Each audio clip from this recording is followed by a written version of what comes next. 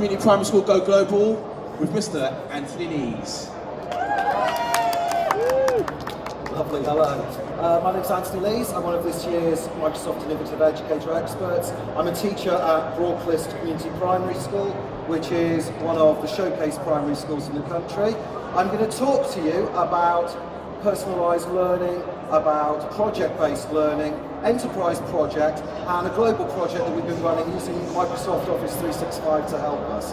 I'm going to talk to the non-Microsoft people I see, all two of you that I already feel a very deep and personal connection to, and hopefully some others will drum up a little bit. The challenge has been very exciting for us. The school is over 200 years old. It's in the rural heart of Devon. It's a very ancient building, it's a very beautiful building, but in contrast it's at the cutting edge of primary education in use of technology and the way that we personalise the approach to the children. We've over 500 children in the school.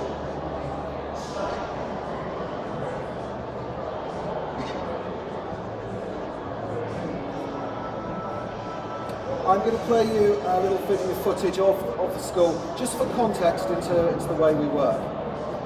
We're very 21st century in our use of technology and approach to applying that to the children's learning. As a Microsoft Showcase school, we put IT at the heart, and we're very clear that we want to allow a one-to-one access of technology as much as possible to the children, right from the early years upwards, so that they see a range of devices from handhelds, mobile devices, tablets, surfaces, laptops, desktop computers, that allow them to move to the most appropriate device for their learning, wherever that might be. So if they start in the classroom and then carry on outdoors, or whether they start outdoors and then bring it back to the classroom, because it's all built around a Windows architecture, they're enabled to work on their project and move between devices really smoothly. We have a recording studio that the children take it in turns to film the weekly news, and that whole process of gathering information, formalising it into a plan, writing out a script, practising, rehearsing and then filming, plus all the media that goes with it. In Year 6, our children work as one classroom, so it's a two-form entry, but those 70 children work together in one lecture theatre style space, allowing them, through the use of technology and teaching techniques, to work as one group. To enable us to do this, we really had to think about the curriculum we provide our children. So we think about a curriculum planned and matched to the needs of the individual children, access to relevant materials and support, a range of communication and organisation tools such as Link, Skype, Yammer, team collaboration opportunities online, offline, in the classroom, development of thinking skills, and access to a range of relevant devices, which means the teacher has to be very well equipped to choose the most appropriate tool for learning. And the heart of all of this, project-based learning, providing context, providing purpose, a shared focus for creativity in the classroom, and that final product, that final outcome, so that children value and have ownership of their learning. And to do that, we needed to rethink the role of our teachers. So we needed to think about our teachers not as sage on stage, but as a mediator, a facilitator, someone who provides effective group work in problem-solving, task-orientated situations, use of extensive open-ended activities matched to those individual needs of each child, and then combining appropriate technologies and appropriate devices at the right time to scaffold, support the learning, to extend the learning, but not to confine it in a channel because of the device chosen. Now, I really like this quote because it may be a few years old now, but it takes that learning and that use of technology right back to the creativity, which is at the heart of what we're trying to drive. So the children's creativity is empowered and motivated, and they have that ownership through the technology, not the other way around. In our Year 6 class, we run an enterprise project every year. So as a form of project-based learning, an enterprise project where the children work in teams to run a business in collaboration with others, but also in competition, we found a really motivating, engaging way that, again, gives that ownership to the children. This is what the children say about that project. When we started making, I thought it was really fun. It enables us to join up with other schools one of your own adverts. It's all about teamwork and listening to each other.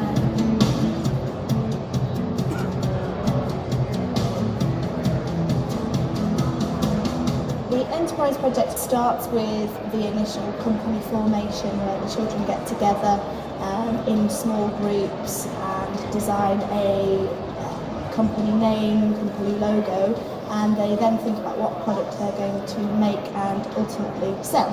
We set them the challenge to design and create a prototype, to collect some market research, to write a report and put together a presentation to go to the Dragon's Den. In the Dragon's Den, they needed to win the funding to set up their company. The funding obviously was virtual and underwritten by the school, but once they had it, they had to learn how to keep profit and loss accounts, to order the goods, to set up the manufacturing, and then take it to marketing. The engagement of the children, the problem-solving skills that were developed, the communication and the collaboration, but also the frustrations, learning to work with someone who's a bit lazy, getting your point across, not being browbeat. Such embedded skills were taught through this enterprise project. Well, now we're going to learn. So we had that idea about an enterprise project, how much we valued it in terms of the children's learning. We thought about how we were underpinning it with Office 365 in school and using all those collaboration tools like Outlook, PowerPoint, Publisher, Link, Yammer, OneNote, to really hold the thing together. And we thought, how could we take this project we really believe in the value of, how could we upscale it to touch more children so that they could be involved? How could we do something that was engaging more children on a bigger scale? And it was at this time last year that Microsoft announced that their global forum in Barcelona would be a pitch-style Dragon's Den competition where schools and educational establishments could bid to come along with an idea to win $25,000 towards an educational project. And we then had the idea, could we run a global enterprise project using those Office 365 tools, but upscaling them to a lot more users over a much bigger area. So this is our head, Jonathan Bishop, as he went along and pitched to see if we could take that idea. And he went along and explained that we'd like to run a global enterprise project. We'd like to involve now 20 schools from around the world and make them form 10 international companies working across the different countries, so that there'd be 10 subsidiary companies in every country. So if you were making muffins, there'd also be a muffins company in France, Germany, Spain, Italy. If you were making pencil cases or something out of recycled products like jewellery, then there'd be companies in every company doing that. And we had the idea that they could market and develop that product and compete against all the other small companies all over the globe to be the winning company and become the most successful global company. We thought that as well as setting up the project, we'd be able to fly the winners out to Seattle to meet Anthony Salcito and also give them startup funding if they were successful against their dragons to get $50, €40 or £30 to buy those initial materials they'd need to make and sell their product. And thankfully we were delighted we were successful in winning the project. It meant that we then had to find two great challenges. We had to take that idea and formalise it into a programme of entrepreneurial competitiveness that other schools would want to get involved in. We'd need clear rules, clear challenges, clear boundaries.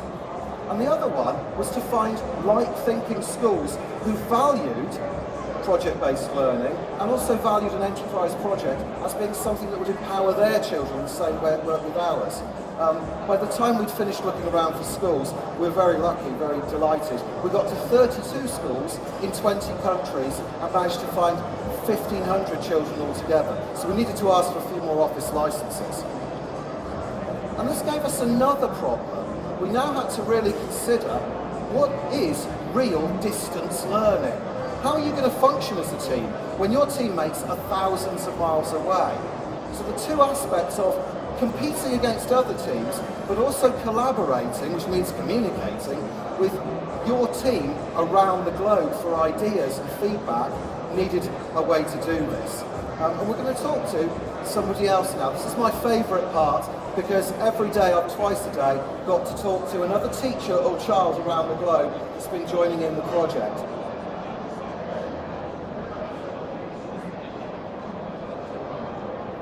We're going to hold a link call, and we're going to speak to Matt Pitts, one of the teachers involved. Cross your fingers for me.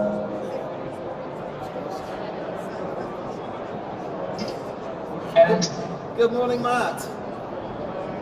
Thank you for giving up your Saturday to speak to us. No problem. Thank you very much. So I've got a room of teachers and people that are interested in the project. I've spoken to them a little bit about project-based learning, about enterprise, and about how we've been using Office 365 to scaffold the whole enterprise together. But from your view, could you talk to us a little bit about how the children chose their products, their designs, what they were going to do? Okay, so the children chose their products by, we guided them into the general area of what they might like to make, so things that would be feasible to make within a school setting. But then we gave them freedom over exactly what they chose to make. But rather than just saying, oh, we'll go away and make this bookmark, we'll go away and make this particular thing out of recycled products, we got them to do proper research. So we got them first of all to look at what was on the market already and what feasibly they could use, and they evaluated that and shared that with each other in their group, made a decision. Then they made prototypes of what they thought might sell, and once they'd done that, they then went and did market research around the school and interviewed children, parents, teachers to see if there was in fact a market for one of those products. They then came back and analysed their data and went to the Dragon's Den to pitch for their funding.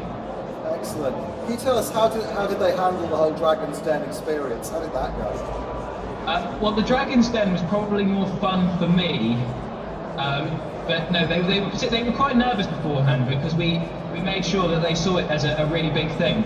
But actually, they put a lot of work into it. They put plenty of time into their presentations, and they actually came out of it feeling really proud of what they'd accomplished when they sort of came out and they actually had their £30 of startup funding that they could use because it was a real business situation, and so they were really proud of themselves when they came out.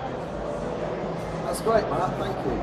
Could you talk to us a little bit? We were talking about how Office 365 meant we could use the sort of cloud-based tools, desktop tools to help us. Can you talk a bit about how your children have used that? Yeah, so Office 365 obviously allows collaboration not just in the classroom but anywhere. I mean, the fact that we're on this call now, children can link each other from any computer, whether it's at home or in the school, and so it's allowed our children to keep working outside of school. I know that actually other countries in the project have been doing the same thing. So it's allowed collaboration to take place in in the cloud, and it means that they can actually operate in a way that's much closer to a real business. It incorporates real business tools. You've got Excel, you've got all of those kinds of things, and you can multi-author documents, and that allows children to produce what we'll call it work of a quality that is probably higher than they could produce on their own, which is the definition of what project-based learning should be. So I think Office 365 is really supported with that, and it's worth mentioning Yammer.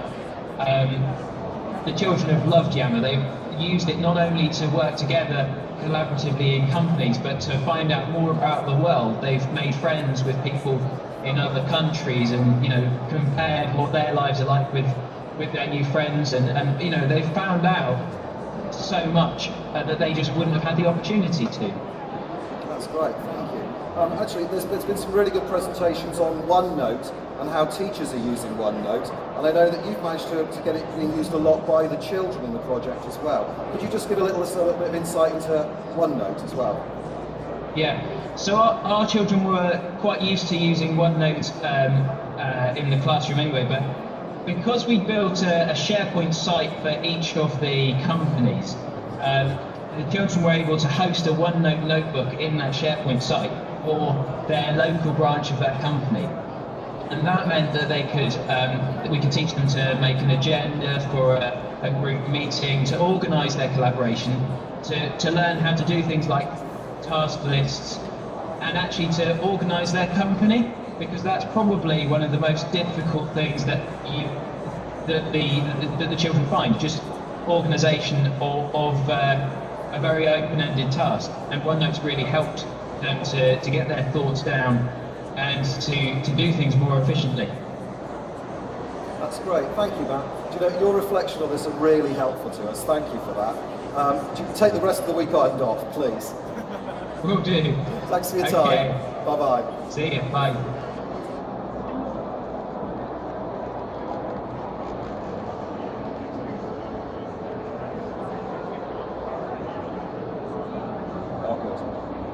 So for us, we realised that Office 365, allowing us to have really good control of our users, how we could allow them access to all of the different tools in the cloud, from any browser, on any device, but also in the right context on desktop computers as well. And that flexibility of the cloud, with the power of the desktop, is really key to making this project run.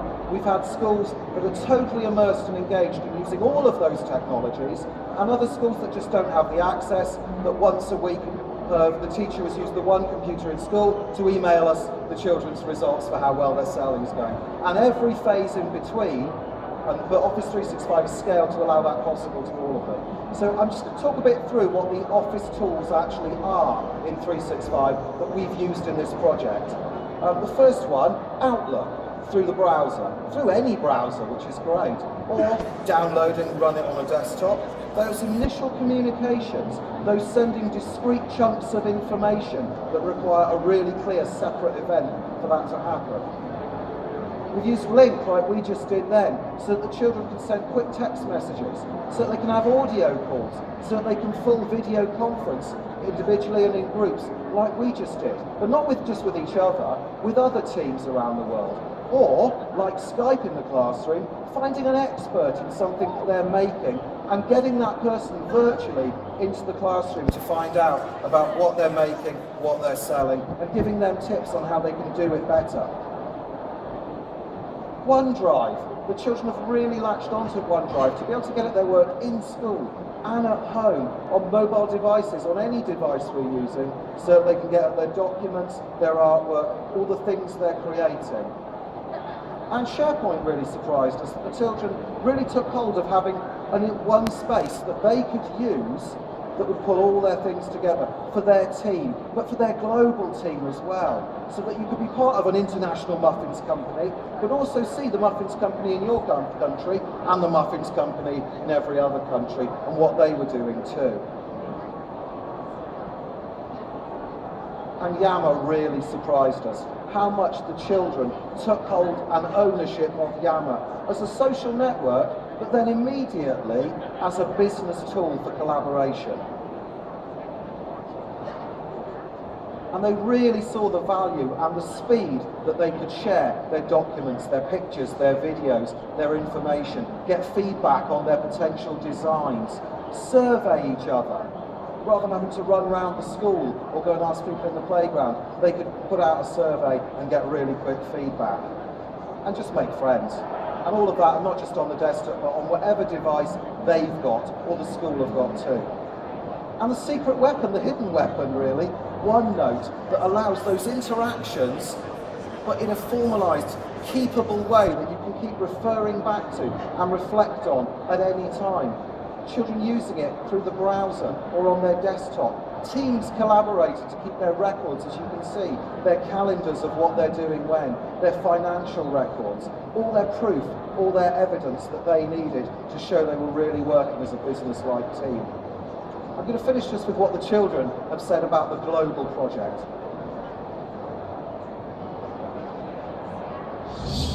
Making your own decisions, running your own business, designing your own product, working on as a team, advertising our product, selling our products, making the website, presenting in the Dragon's Den, keeping accounts for a company, Individually doing our pieces and putting them forward together. Other schools should do the enterprise project because it gives other children a chance to run their own business. If you do have your own business when you're older, then you can reflect back on what you've done. So I'm just going to finish and sort of summarise with a couple of those points. But as a school, we really believe in the power of project-based learning, not as theme or topic, and not as taking that objective and saying, I've really got to teach line graphs to you this week, but having that problem that the children have ownership of, that they feel the value of, and that they want to take forward and drive the direction of their learning. We really feel that's important. And that an enterprise challenge is a really good way to do that on any scale. Having it in your class, or like we did, upscaling it to something international, where children can collaborate over great distances, is also a really, really good project. We're coming to the close in March of this year's Global Challenge. Obviously we'll be looking for schools to be part of next year's Global Challenge. If you'd like to get involved in that, please come and talk to me about that. And perhaps what, again, may be really useful is that Office 365 and the flexibility of having it on any browser, on any device, in the cloud or on the desktop, has allowed all our schools that wanted to be part of this, whatever scale they're on, whatever resources they've got, and whatever context they're in, to be part of the challenge and make the most of it for their children. So if you'd like to talk to me about any of those things, I should be around after the presentation, please come and talk to me. Are there any questions? No? Great, thank you very much. Is that for Lilise from Broadclyst Community School?